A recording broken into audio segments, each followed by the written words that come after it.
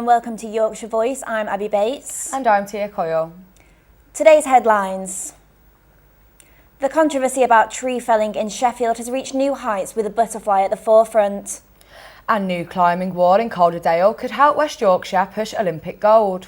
Today marks the start of the Chinese New Year. We went to see how it's celebrated in Leeds. And we take a look at how one of Yorkshire's motocross riders is planning a fast start to 2018. And now for the news in brief. It's claimed more children in Yorkshire are living in poverty since the public sector's pay caps and benefit cuts. More forensic testing is being done to site in Barnsley after human bones were found 10 days ago. And the National Police Watchdog have described North Yorkshire's police as inadequate when reporting crime. Now Matt Guy is here with the sport.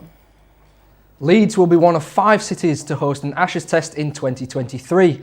Headingley has regained host status after it wasn't able to be host in the last Ashes series in the UK in 2015. And in Rugby League, Leeds Rhinos have travelled to Australia ahead of their World Club Challenge match against NRL Premiers Melbourne Storm. The Rhinos qualified for the game by beating Castleford in October's grand final. And in football, FC Halifax Town are still without a new manager, but have created a shortlist with the best candidates. I spoke to interim manager Neil Young yesterday, and he expects that this weekend's game at home to Ebbsfleet will be his last match in charge. That's it for the sport. Back with Abby and Tia. Last week, a rare butterfly was discovered in the elm tree near Nether Edge. This week, residents protested against the tree being pruned. Xanthi Palmer went to find out more. Contractors Amy, who are employed by Sheffield City Council, came to prune the tree and remove the butterfly eggs on Monday, but were stopped by over 100 protesters who said they could harm the tree more. We acknowledge that there is a decayed branch that does need pruning and the tree needs pruning, but if it's not done by specialist elm tree arborists, then essentially the tree will become very vulnerable to Dutch elm disease and will probably die anyway.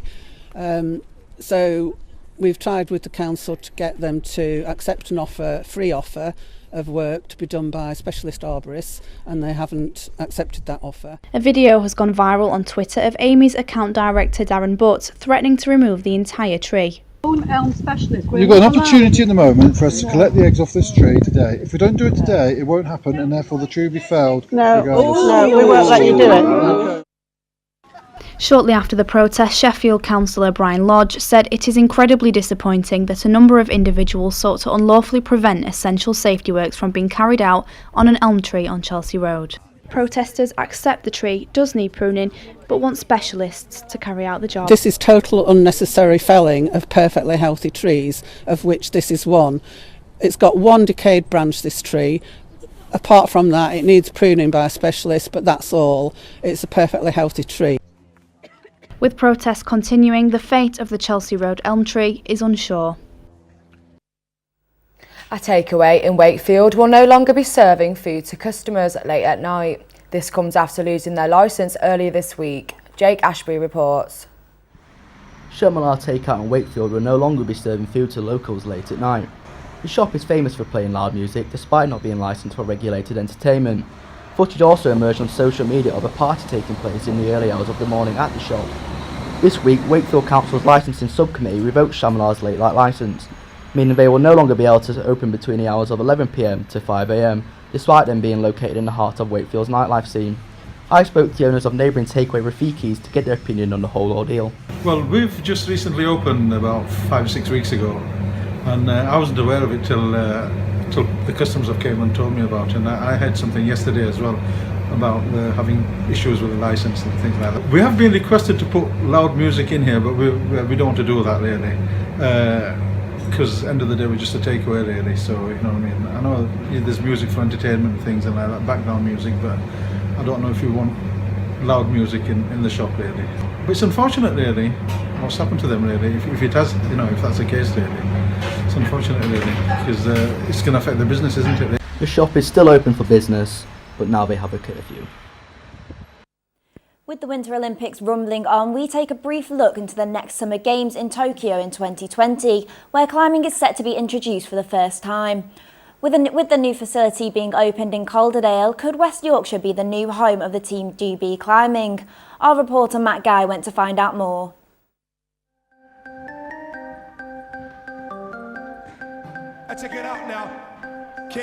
This is Northlight, It's the new £100,000 loft at Rocked Climbing Centre in Brighouse. Opening last Saturday, it features Olympic-class climbing and bouldering walls, including a moon wall, which allows you to challenge people across the world via an app. Rocked already has the highest climbing wall in the UK, which is just a few feet off the European record. Nevertheless, the new Northlight is set to challenge even the most experienced climbers in the area. Well, it's very different to downstairs. The walls are really textured, so you can really use your feet. And because of the shape of the holes compared to downstairs, it really forces you to actually climb and use technique. It's just a fantastic place, all in one spot, friendly staff, friendly atmosphere, and it's what Rocked was missing. It's now complete. Rocked was one of many businesses across West Yorkshire that were devastated by the floods of 2015, but the management are extremely proud of where they've come since then. In the last 2 years, we survived a 300 grand net loss uninsured. We spent £500,000 across the whole business. So we've got a spin studio that you've just been in and quite scared about. We've got a kids nursery, we've got a yoga room, we've got the Northlight, we've got 3 escape rooms. We've built the highest climbing wall in the country over the road on one of the silos. We've got a great pub, beer garden, kids climbing maze in the beer garden, and a restaurant. So we've not stopped. So if you want to come here, you could literally come for the week, and you'd leave with less skin, but you'd definitely have had a good time. So could Rocked be the centre of a Calderdale Olympic medal challenge? Now, how would you like to try your hand at motocross? With the upcoming season coming up thick and fast, our reporter Monica Panorowski went down to what's known as Hawkstone International to meet one of our Yorkshire riders, Nathan Dixon. Last weekend, Yorkshire-born rider Nathan Dixon made his 2018 MX1 rookie debut at the popular pre-season Hawkstone International race. Dixon battled alongside some of the best riders in the world, taking part in the event for the first time in 3 years following a string of unfortunate injuries. Yeah, I'm feeling pretty good. Put a lot of work in the off-season in Red Sands with my new team coach, Brian Jorgensen.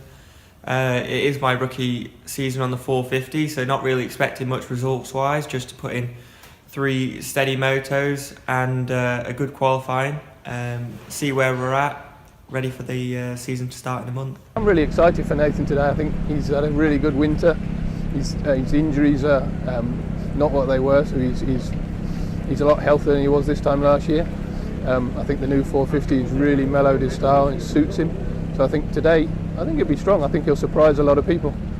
Nathan's debut was a success. The 22-year-old qualified 11th out of 40 riders and finished races 1 and 2 in 18th and 15th place, despite a couple of small crashes and mistakes which cost him vital positions.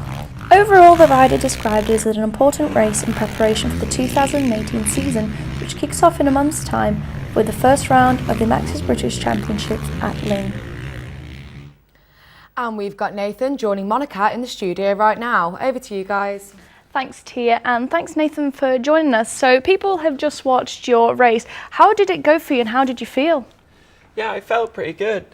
Considering it was my first race on the 450, it was a tough race with the weather conditions. The track was not its usual rough self because of how they had to prepare the track to keep the rain out. So it was a bit one line, so it was hard to pass. So a good start was essential, which I managed to get an okay start, but I was really happy in my riding. The results don't show that due to crashes and stuff, but also Hawkstone's quite a tough track for me personally due to injuries there over the last 2 years. So yeah, it was good to come away from there injury-free and be happy with my riding. Yeah, and how does, a guy from Yorkshire get into a sport like motocross? Well, when I was a kid, my dad used to race locally and do enduros, so my mum and I used to go watch him, and then it just stemmed from there. I got my first bike when I was about 3-4 years old, started racing at 6, and then the rest was history really. Yeah, and you talk about off-season training. What did you do this off-season? So to get away from the weather, because it's quite hard to ride in the UK in the winter because of the weather conditions, so we went to Spain for 2 weeks, and then we teamed up with my team coach, Ryan Jorgensen, and got a really good winter in, ready for the season to start. Well, brilliant. The best of luck for your upcoming season. Back to you, Tia. The group Action for Transgender Health protested outside Doncaster Prison following the death of Jenny Swift. Chelsea Ward reports.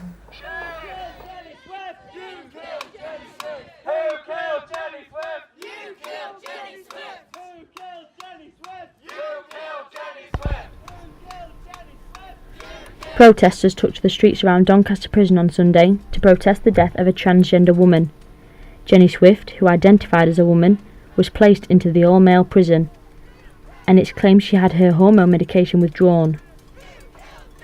She was held in prison for 2 months before taking her own life in December last year. Protesters joined together to express their anger at the prison and the way they say Jenny and many other transgender people are treated within the system. The system, it doesn't care, it just throws people in and they rot. There's no education, there's no support, there's no guidance, there's nothing. HMP Doncaster were contacted for a statement but were unable to comment. The protest carried on into the evening on Sunday night. Campaigners say they will continue to raise awareness of the issue. Leeds is set to be the first place outside of London to create a new rainbow trail. Leeds Civic Trust are asking people of Leeds to put forward ideas and places of people they want to honour and remember those who have contributed to the LGBT+ community in Leeds. Hannah McDonough reports. Leeds Civic Trust and Leeds City Council have joined together to create a rainbow plaque trail through the city centre this summer to commemorate the places and people who have contributed to the LGBT+ story of Leeds. The idea is to celebrate LGBT+ people, events, buildings with LGBT connections, places that are important to the people of Leeds. So a group of people together to decide what the plaques will commemorate, which people, which buildings, which events. There are some prominent buildings in Leeds, like the Town Hall, that were important rallying places for campaign and for protest. There are obviously some people in Leeds of a Leeds background that would come to mind. People like Alan Bennett, he's born, Alney Bournes. He may be someone that we choose to commemorate. You've then got people like Nicola Adams, the boxer, who was won medals in the Olympics. She's a Leeds lass, again someone that may be appropriate to remember. So we've had some thoughts. They are now asking people to nominate places and people that have shaped the city's diversity through their website. Facebook are losing more followers as teenagers are leaving the social media platform and are heading to rival company Snapchat. Lewis Ortiz spoke to university students on why they prefer Snapchat more. Leeds Civic Trust and Leeds City Council have joined together to create a rainbow plaque trail through the city centre this summer to commemorate the LGBT+ story of Leeds. The idea is to celebrate LGBT+ people, events, buildings with LGBT connections, places that are important to the people of Leeds. So a group of people together to decide. Apologies for that. Here's the new package now. And more are going towards Snapchat. That's according to eMarketer. 4.5 million 18 to 24-year-olds will use Facebook in the UK, meaning 700,000 viewers last year. Young people in Yorkshire think that Facebook is becoming outdated. With Facebook, you're scrolling down your news feed and there's ads on the side, there's ads down the middle, there's all these pages being recommended to you that you don't necessarily care about. And if you just want to have a conversation with your mates, then yeah, I use Snapchat. It's just more direct. I feel like Snapchat's unique selling point was the stories. Yeah, so much so that Instagram went and copied that. Like, people would go into Snapchat not just to talk, because you can do that on Facebook, but the stories and the snapping, the 10-second snaps that could like be deleted within forever after you sent them. Yeah, that's one of the main reasons why Snapchat had, such a big boost when it came out, because it was something that wasn't really happening. Facebook is now full of like old people and families, so the younger generation are really interested in stuff like that.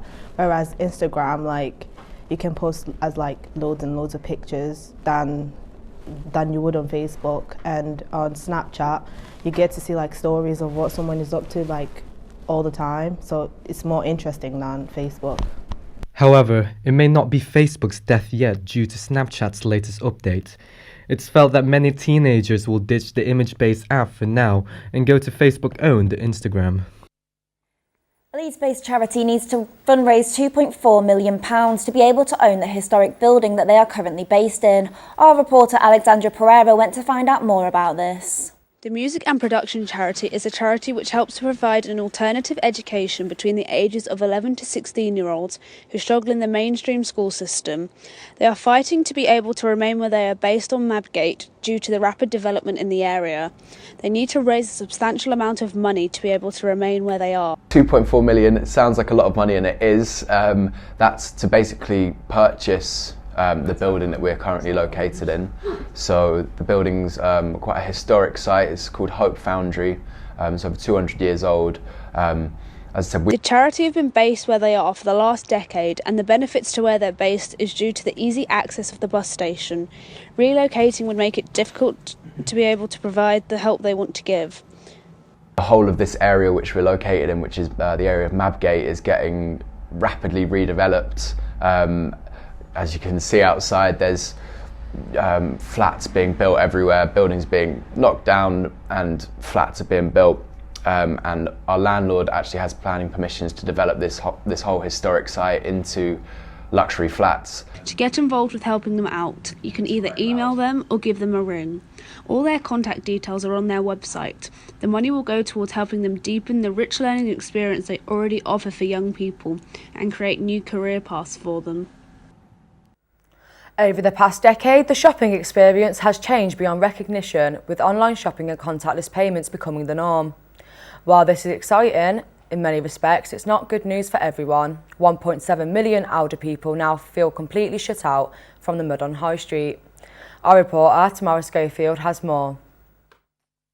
A campaign, Stand Up for Sitting Down, launched by Anchor Housing Group, highlights that there is a lack of seating in the high streets, which is discouraging certain people from visiting. The national initiative, using the Twitter hashtag SU4SD, aims to improve people's access to their local shops by increasing the amount of seating available to those who need it. I've just been with a disabled girlfriend and she has very great difficulty accessing some places, and I feel at my age now that people often need to sit down in between all the walking between the shops, etc. And watching curbs on pavements, that sort of thing is very difficult when the rest of the population seem to be all in a rush. So far, partners who have committed to increasing or maintaining the number of seats in their stores include Sainsbury's, Morrison's, Virgin Money and over 250 independent shops across England. Many more stores are wanting to get on board to make their stores more inclusive to the elderly. We do have a little step for the elderly so they can come in. It's easy accessible, there's loads of movement for them to move around, there is plenty of seats that are available. And we also have a drop down at the cash desk, which is something like this that drops down so they can actually pay from here if they need to, or we can kind of serve them from there. But with regards to also what we have on our kiosk system, we can actually show the product to them as they're in the chair, so they don't actually need to come up here because we do have a stairway, we have a 2-floor store. Our high street is by no means a lost cause. Small changes can be made to revive the shopping experience and make it a welcoming destination for all. Now, do your children need something to do this half term? Get yourself down to Wacky World, which is touring the UK this school holiday. Tia Coyle went to join in with the fun. Wacky World is the UK's biggest inflatable activity arena. The unique inflatable games, high-energy activities and entertaining shows bring fun and happiness to thousands of children and adults every week.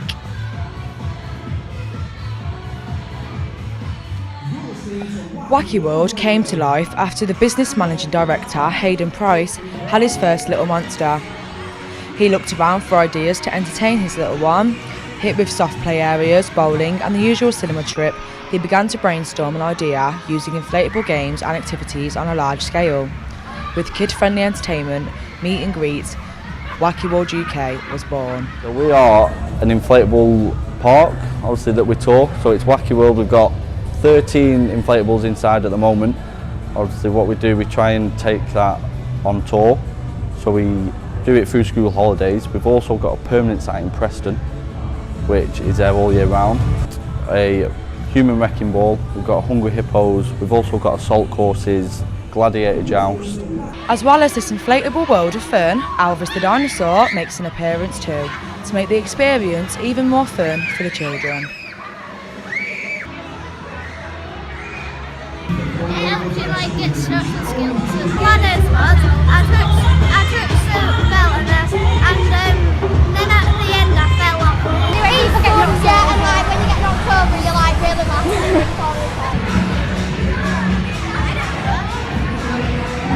Just to keep the kids busy in half term, the drivers nuts and they love stuff like this, so. And don't worry if you missed the fun, Wacky World is coming back to Leeds for the Easter holidays.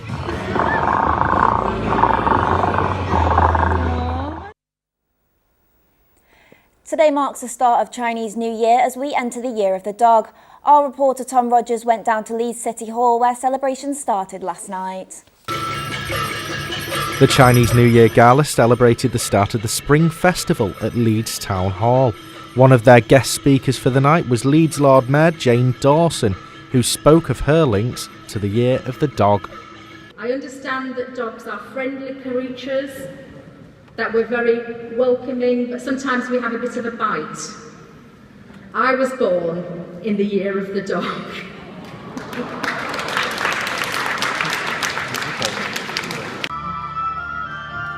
The event was an opportunity for many to show off their unique talents native to their home country.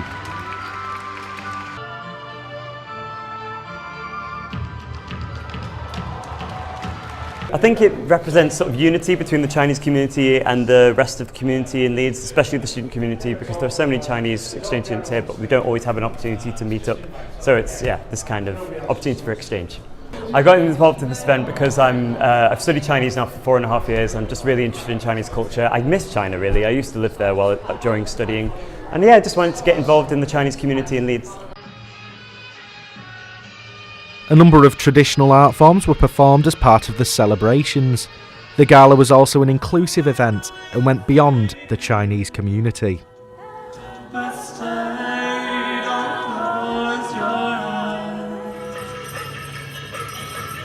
Although the celebrations are for the Year of the Dog, it was the traditional lion dance that stole the show. Well, that's all we've got time for today. Thanks for joining us, and a special thanks to Nathan Dixon for coming in today and everyone that's helped out along the way. Remember, you can keep up to date with the latest on our Facebook page, Yorkshire Voice, our Twitter @YorkshireV and our website, yorkshirevoice.com. Goodbye.